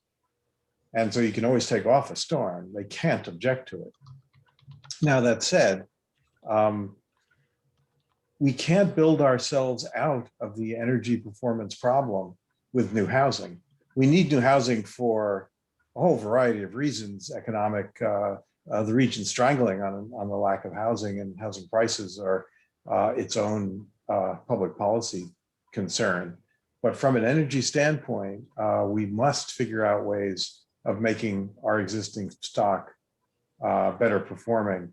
And that's both a technical issue and also a financial one. And John, since you threw me under the bus, where I was actually typing a note to you at this time to say that we might want to consider this as an advocacy position for the coming year, to sort of put this out there on exactly that basis. To do that, we're going to need some data. We need statistics, or we need some serious numbers to be able to say what's needed and what would accomplish the purpose. So I challenge anyone in this group to get in touch with John, since that if we're tossing people under the bus, I guess we'll get rammed together. And get in touch with us about what those issues are, if there's any sources of data that we could use to make a case to legislative actors in this, that would be great. I might add one thing. In terms of the housing stock, I think I may have mentioned this in either the Government Affairs Committee or maybe here.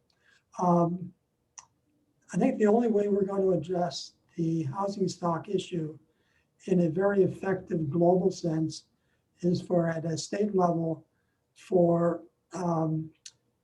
legislation to require that the zoning boards of every jurisdiction provide a plan to increase their housing stock by not less than some percentage, let's say 5%, and provide that plan and an update to their zoning in a 8-month, 10-month, 1 year, that they have to show that every community in the Commonwealth will accommodate new housing through their zoning across the board. And I think that's the only thing that I can come up with. You know, every community is a classic NIMBY. They don't want more in their neighborhood. They don't want their neighborhoods to change. And they're going to have to be required to do it. And it's not going to be an easy sell, because obviously all the legislators are in those communities, and those communities are going to scream bloody hell. You know, you can't change our zoning like that. It's our prerogative to control our community. They have to take on the responsibility that they basically relegated to somebody else. Where do you put their children? Where do you put their grandchildren? And if you don't want them in your neighborhood, where do you want them to go? So I think it's a real serious problem. It certainly is, Drake, although I'd say that, you know, this conversation is veering into another set of issues, which is what are the zoning tools that municipalities can employ to accomplish that? And, you know, that's its own very meaty topic, but at least for the group that's on this call, I do think we have a real issue in focusing code requirements and the language of codes to address existing buildings more thoroughly than they do. I know, at least in Massachusetts, and I think in a lot of states, the discussion seems to focus on new construction as if that's the solution to the problem. And in fact, it's certainly true in the Northeast and in many parts of the country. Our existing building stock is colossal. And we're just starting to look at, for example, embodied carbon as a relevant measure of performance. Is there any way within a code framework we can start looking at that and requiring, in effect, acknowledging it to start with? Because right now there's absolutely nothing except an occasional lead point over what reusing existing structure systems, for example, can mean for energy performance and carbon sort of reuse of the carbon investment that's embedded in a lot of building structures.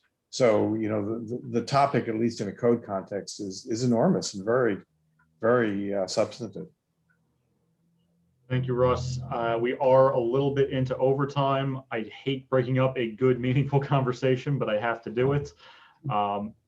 I can give a little teaser that next month we will have Sarah Vermeil joining us, and her presentation will be focusing on historical projects. I think, if I remember right, she's doing the history of general contracting. It was a little bit of a unique twist. So again, I think this is something we could pick up again next month. And obviously the Codes Committee is eager and interested in working with government affairs on helping to craft policy and guidance going forward on that subject. With that, I do want to thank our speakers today, Mike Pfeiffer and Dottie Mazzarella from ICC. I am the first to admit I was incredibly wary of this proposed change. And if you go back to December, I was definitely in the opposition camp. Hearing the information today has put my mind substantially at ease. I will take a little bit of a wait and see to see how everything pans out, but I feel a lot better with what we got today. I hope you did as well. We have gotten everyone's permission, so if there was content here that you found interesting and you want to revisit it, we are going to post their PDF onto the BSA Codes Resources website shortly. And I believe we're also going to post a YouTube video of today's presentation. If anyone has questions, feel free to email me or Tarika. Drake, we want to thank you again for your long tenure on this committee as a co-chair, and we congratulate and welcome you into your time as an emeritus chair. This is all John's fault, you know. Really? 2011, John said to me, Drake, you're the co-chair. What? He and Vernon ganged up on me Yeah. because I've been a member of this committee since 2003. When Mike Powers, who was president at SMMA, volunteered me to join. And so after, I guess, 8 years, John and Vernon decided that, well, Vernon has to step down now. So you're in. I think it went a little something like this. Yeah. That seems about right. Thank you, one and all. Thank you. It's been a great pleasure. Our pleasure. Thank you. Thank you, Dottie. Thank you, Mike. Thank you so much. I really appreciate it. Take care, Dottie, everyone. Dottie, if you wouldn't mind, could you hang on for 2 seconds after? Of course. I have a quick question for you. Of course. I'll let everybody file out real quickly first. Thank you. Congratulations, Drake. Hey, Dottie, you know, just as the ICC has more than one committee, That's right. the BSA has over 40. And so I've been just roaming around looking for something exciting to do besides codes. Yeah. And there's a lot out there that really interests me, so won't be a problem. Good. Andy, you want me to step out too? Nope, you are more than welcome to stay. I'm just moving anybody that's not a chair over into the waiting room, since every now and then we get people that just kind of hang around, and that's okay. Or maybe snuck out. Not in their computer anymore. That's it. I can officially stop the recording.